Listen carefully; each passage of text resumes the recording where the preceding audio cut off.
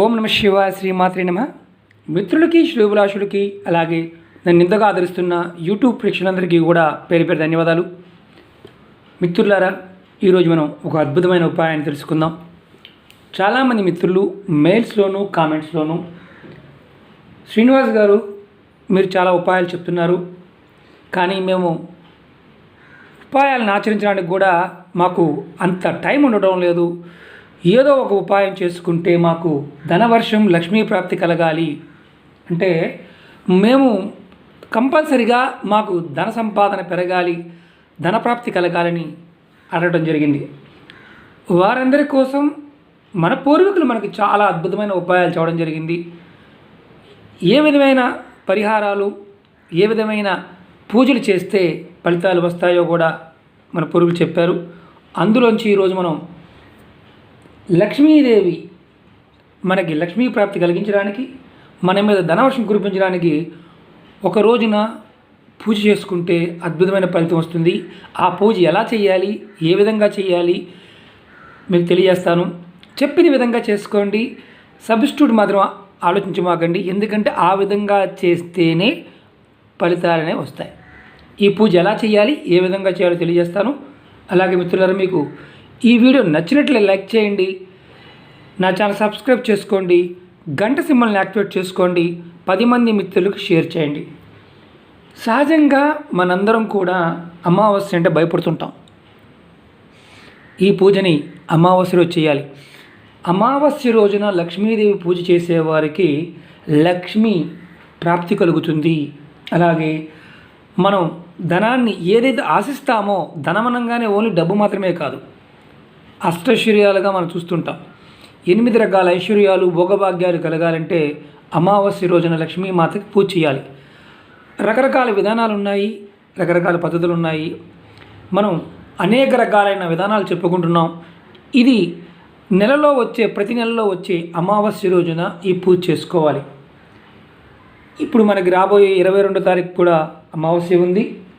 అలాగే ప్రతి నెల అమావాస్యకి మేము ప్రతిరోజు చేసుకోలేమండి, వారానికి ఒకసారి పూజ చేసుకుంటామండి అనేవారు ఎవరైనా సరే లక్ష్మీమాతకి ఈ విధానంగా పూజ చేస్తే ఖచ్చితంగా ధనవర్షం కురుస్తుంది. ధన సమస్యల నుంచి బయటపడతారు. అమావాస్య ఇది ఎప్పుడు చేయాలి, ఎలా చేయాలి చెప్తాను. అమావాస్య రోజు సాయంత్రం 7:30 నుంచి 9 గంటల మధ్య ప్రాంతంలో ఈ పూజ చేసుకోవాలి. బాగా గుర్తుంచుకోండి, ఒక అరగంట అటు అవ్వచ్చండి, అరగంట ఇటు అవ్వచ్చండి, అంటే ఫలితాలు కూడా అటుగానే ఇటుగానే ఉంటాయి. 7:30 నుంచి అంటే 7:30 నుంచి 9 గంటల మధ్య ప్రాంతంలో చేసుకోవాలి.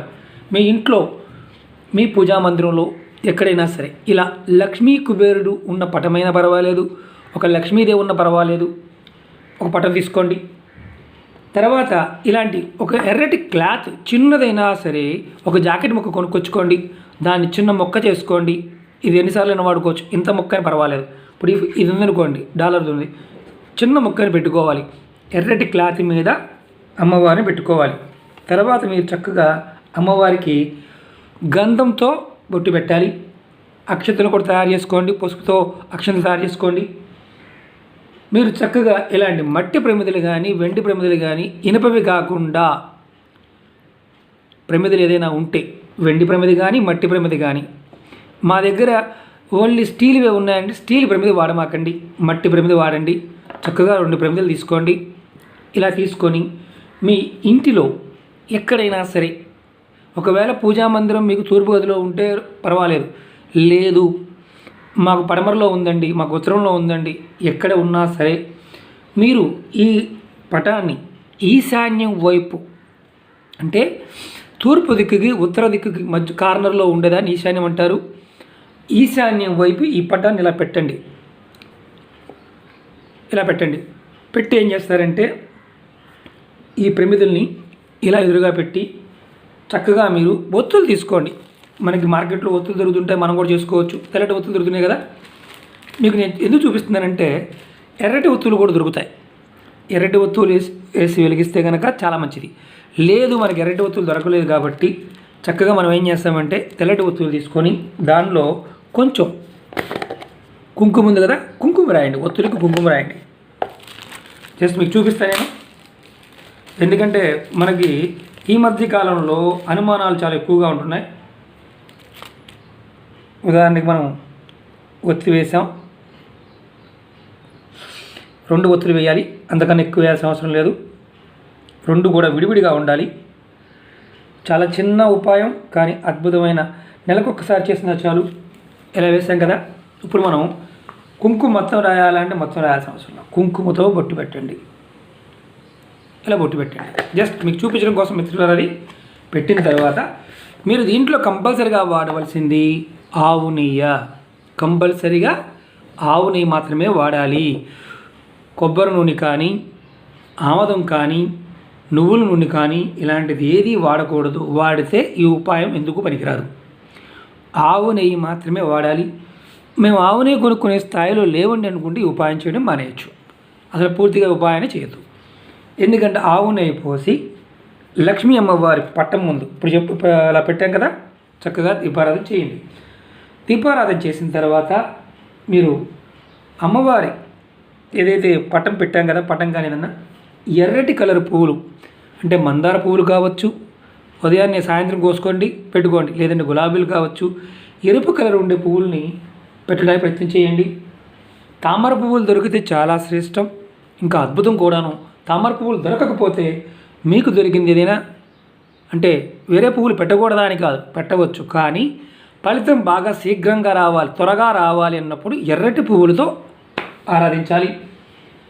అలాగే దీపం ముఖం, మనం దీపం పెట్టాం కదా, ఇది ఈశాన్యం చూడాలి. ఇప్పుడు ఈశాన్యం మొదలు అనుకోండి, ఈశాన్యం వైపు పెట్టాలి.